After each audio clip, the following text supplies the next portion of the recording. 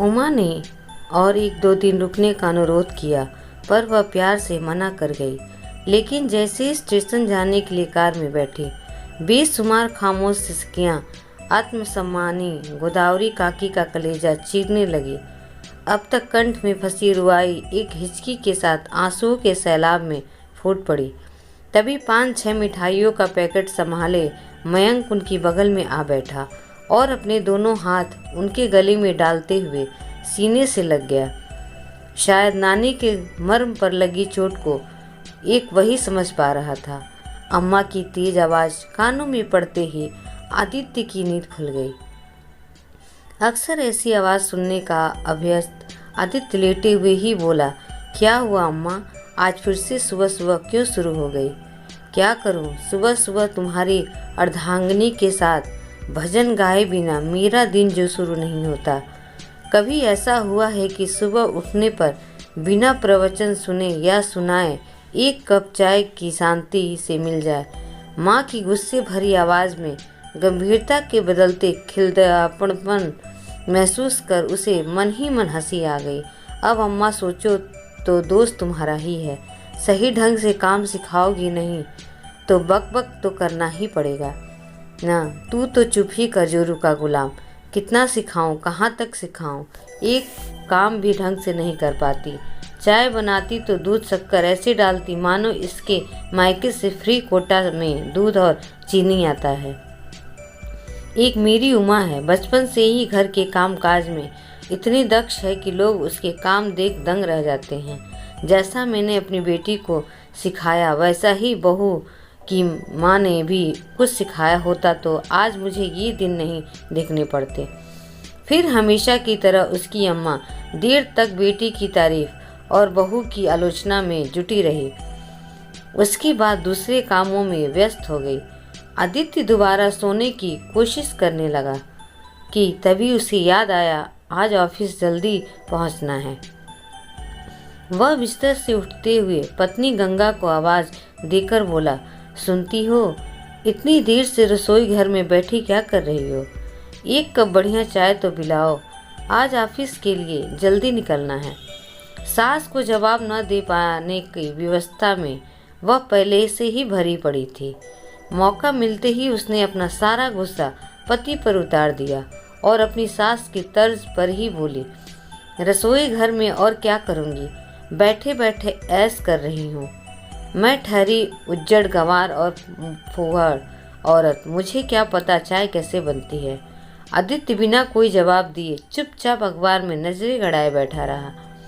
थोड़ी देर में गंगा एक कप चाय उसकी बगल में रख गई। आदित्य अच्छी तरह जानता था कि न तो उसकी माँ दिल की बुरी है और न ही उसकी पत्नी। जरूरत पड़ने पर दोनों सारे ताने उलाहने भूलकर एक दूसरे का पूरा ख्याल रखती हैं। पर उसकी अम्मा को सगल था अपनी बेटी की तारीफ करने और अपने द्वारा दिए गए संस्कार को सर्वश्रेष्ठ मानने का, जिसके कारण दोनों सास बहू में गाहे बगाहे तानों और उलाहनों के दौर चलते रहते। आदित्य इन दोनों के बीच कभी भी हस्तक्षेप न करता, अक्सर निर्लिप्त भाव से चुपचाप सब कुछ सुनता रहता। आस पड़ोस में गोदावरी काकी के नाम से मशहूर उसकी अम्मा का उस मोहल्ले में अच्छा दबदबा था। वहाँ के छोटे बड़े सभी उनकी बहुत इज्जत करते थे।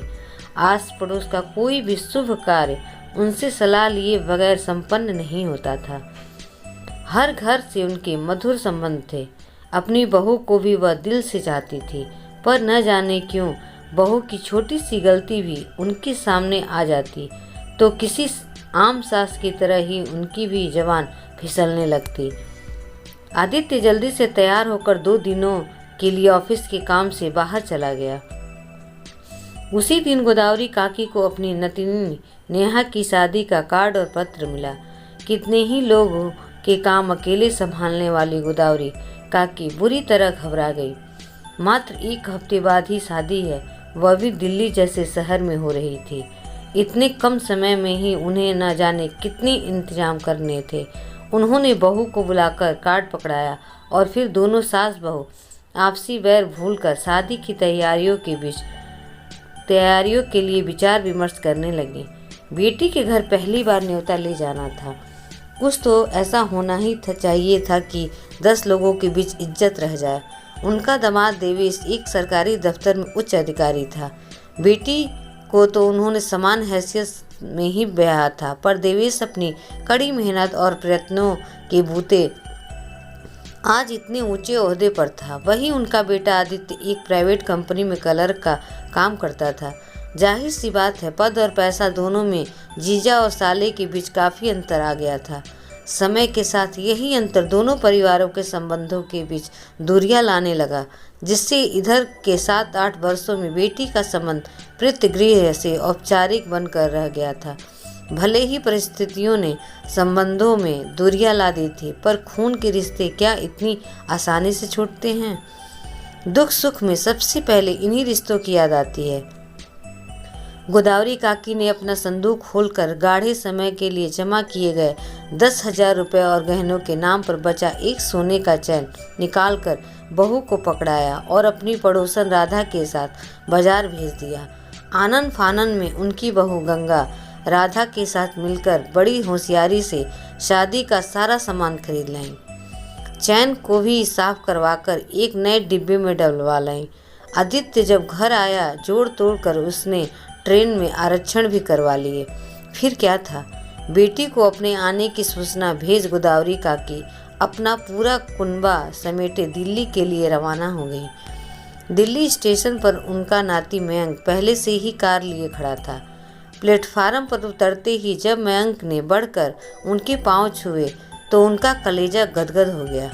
गोरा चिट्टा मयंक अपने आधुनिक ढंग के कपड़ों में किसी फिल्मी हीरो से कम नहीं लग रहा था। निपट सूती साड़ी में किसी तरह अपनी सस्ती चप्पलें छुपाने का प्रयत्न करती गोदावरी काकी को न जाने क्यों मयंक के साथ गाड़ी में बैठने में भी संकोच महसूस हो रहा था। घर पहुंचने पर उमा बाहर बरामदे में ही मिल गई। वह कुछ लोगों से बातें करने में व्यस्त थी। उन पर नजरें पड़ते ही बढ़कर माँ के पांव छू लिए। साधारण औपचारिकता के बाद एक नौकरानी ने सामान सहित उन लोगों को एक कमरे में पहुंचा दिया। कहा तो गोदावरी काकी सोच रही थी कि पहुंचते ही बेटी पहले की तरह आकर उनसे लिपट जाएगी, देर से आने के लिए उलाहने देगी, खुद उनकी देखभाल में जुट जाएगी, कौन कौन से काम संभालने हैं इसकी पूरी फहरिस्त थमा देगी। पर बेटी का ठंडा स्वागत देख गोदावरी काकी का दिल बुझा सा गया। यहाँ पहुँचने तक दिल्ली में जो उत्साह हिलोर ले रहा था वह धीरे धीरे शांत पड़ने लगा। थोड़ी ही देर में कमरे से लगे बाथरूम में बारी बारी जाकर सब नहा धोकर तैयार हो गए। एक नौकर आकर बड़े सलीके से सबके लिए चाय नाश्ता रख गया। खा पीकर सब दीर्घ यात्रा की थकान मिटाने लगे। बस एक गोदावरी काकी अपना चाय का कप लिए बैठी रही। न जाने क्यों एक कप चाय भी उनके गले से नीचे नहीं उतर रहा था। तभी वहाँ उमा आ गई। अरे अम्मा, अभी तक आपने एक कप चाय भी खत्म नहीं किया है। तुम्हारा ही इंतजार कर रही थी। अब आप तो अम्मा घर की ही हैं, फिर यह मेहमानों सा बर्ताव क्यों?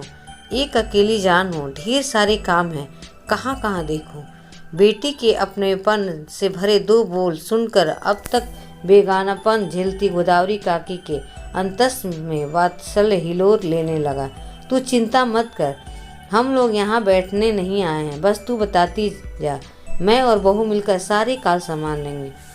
थोड़ी देर में वहाँ मयंक और नेहा भी आ गए। वह साथ लाए उपहार एक एक कर प्यार से सबको थमाने लगी, पर उनके कान अपने द्वारा लाए उपहारों की प्रशंसा सुनने के लिए नेहा की तरफ ही लगे रहे। नेहा ने अपना उपहार औपचारिकतावश उलटने पलटने के बाद अपनी माँ के हाथों में थमा दिया। उसमें न उपहार लेने का कोई उत्साह था, न ही देखने का। बस एक मयंक ही था जो अपना शर्ट देख किलक पड़ा। वाह नानी, आपने तो मेरा शर्ट एकदम मेरी पसंद और सही नाप का खरीदा है, मैं तो इसे आज ही पहनूंगा।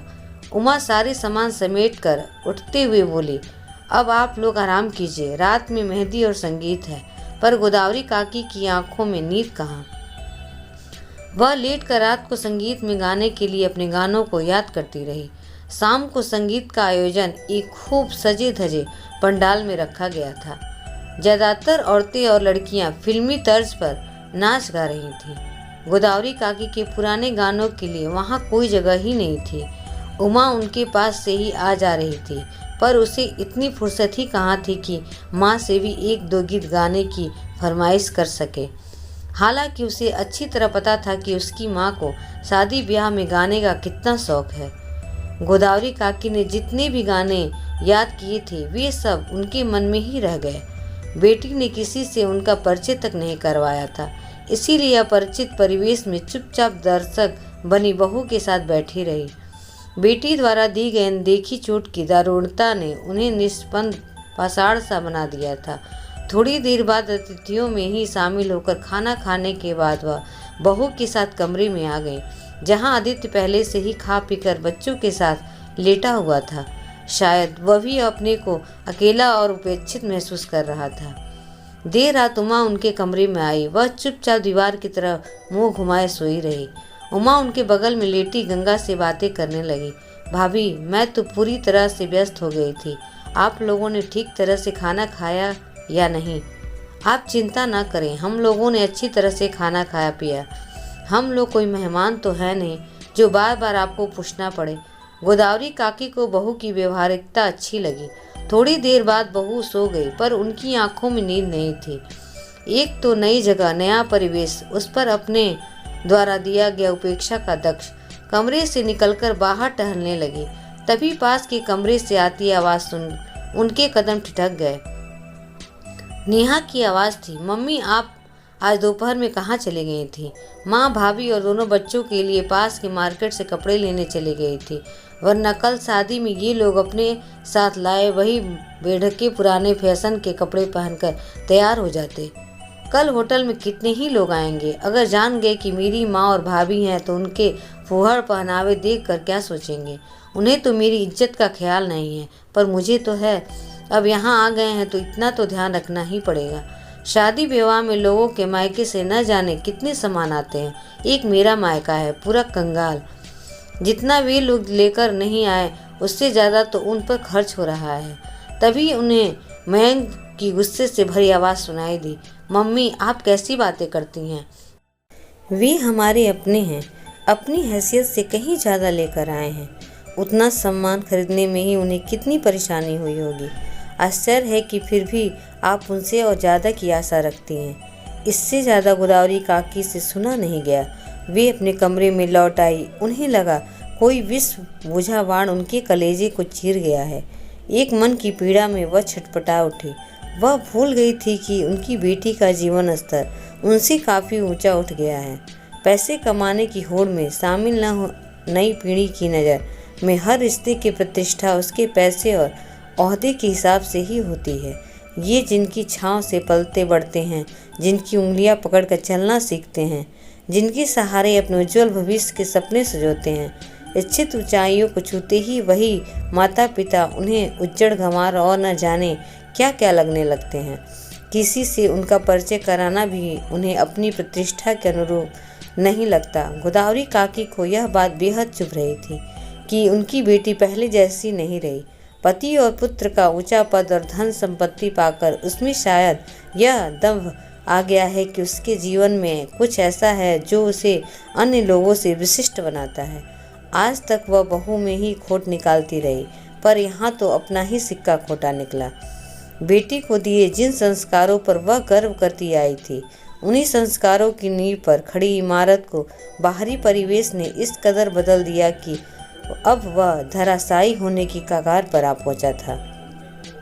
बेटी के लिए अंधी ममता के चलने उनकी बुद्धि घास चरने चली गई थी, वरना यूं अपना पूरा कुनबा समेटे दिल्ली नहीं चली आती, बल्कि सिर्फ आदित्य को ही भेजती। गोदावरी काकी बिस्तर पर बैठी इसी तरह देर रात तक अपने अविवेकी चित्त को कोसती रही। वह बहू की त्रुटिहीन सेवा के बावजूद हमेशा उससे असंतुष्ट रही और अपनी बेटी की समझदारी की दुहाई देती रही। पर बेटी के पास आकर क्या हुआ?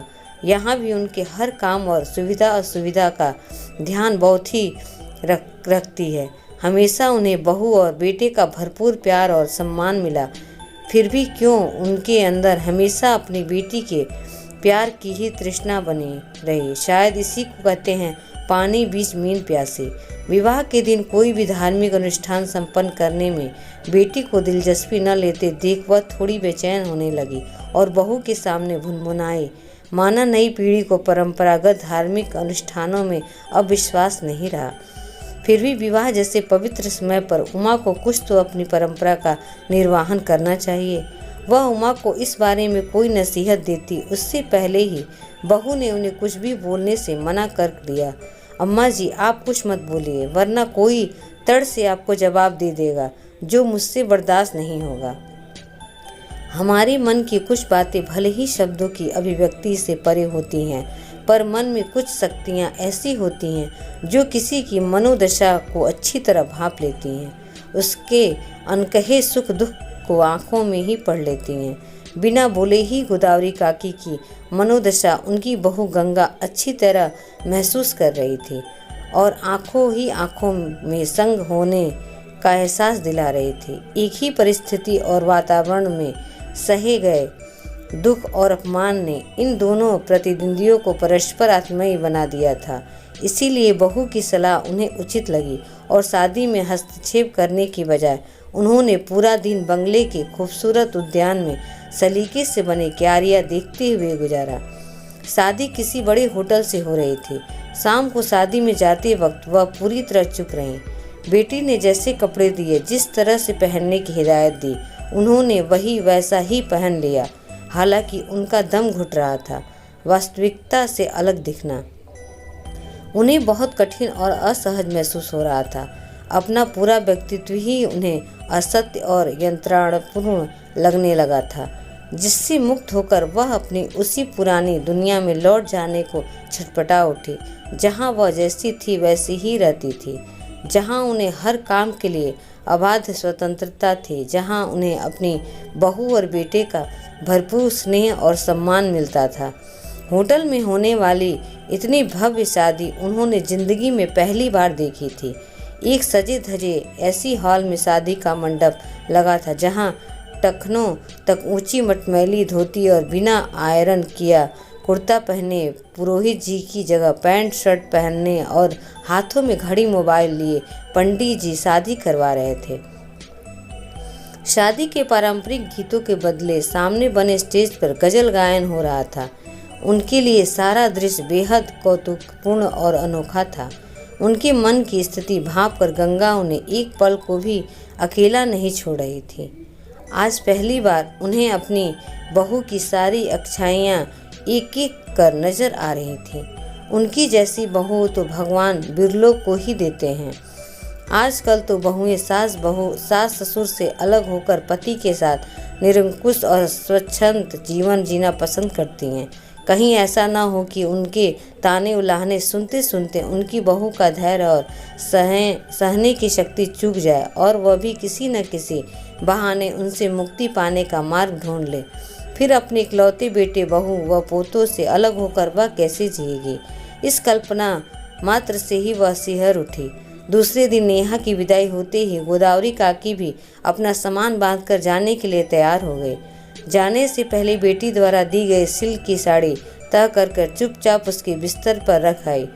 उमा ने और 1-2 दिन रुकने का अनुरोध किया, पर वह प्यार से मना कर गई। लेकिन जैसे ही स्टेशन जाने के लिए कार में बैठी, बेशुमार खामोश सिसकियां आत्मसम्मानित गोदावरी काकी का कलेजा चीरने लगी।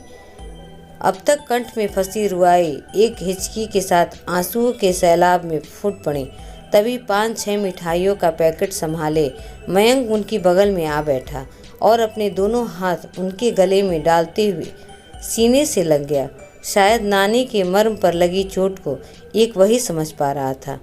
ट्रेन में सारा सामान व्यवस्थित कर मयंक जब नानी के चरण स्पर्श के लिए झुका तो नानी की ममता उमड़ पड़ी और भावना में बहती नानी ने अपने आंचल से खोलकर एक 500 का नोट नाती के जेब में ठूस दिया। घर वापस पहुंचते ही शाम को मोहल्ले की ढेर सारी औरतें गोदावरी काकी का हाल चाल पूछने आ जुटी। सबके साथ बैठी गोदावरी काकी नातिन की शादी का बखान कर रही थी और सबको शादी के लड्डू खिला रही थी। तभी उनके कानों में आदित्य की तेज आवाज़ टकराई। वह गंगा को डांट रहा था, चाय बनाते वक्त होश में नहीं रहती हो क्या? तुमने चाय में शक्कर डाली ही नहीं, है। जवाब में बहू के कुछ कहने से पहले ही गोदावरी काकी बोली, यह कौन सा तरीका है अपनी पत्नी से बात करने का? शक्कर नहीं डाली है तो खुद एक चम्मच शक्कर ले कर डाल ले, और खबरदार जो अब से तूने मेरी बहू से इतनी ऊंची आवाज़ में बात की। माँ की इस बदलते तेवर को देखकर हैरान आदित्य उनका मुंह ताकता रह गया। अगर कहानी पसंद आई हो तो प्लीज़ लाइक एंड सब्सक्राइब ज़रूर करें। धन्यवाद।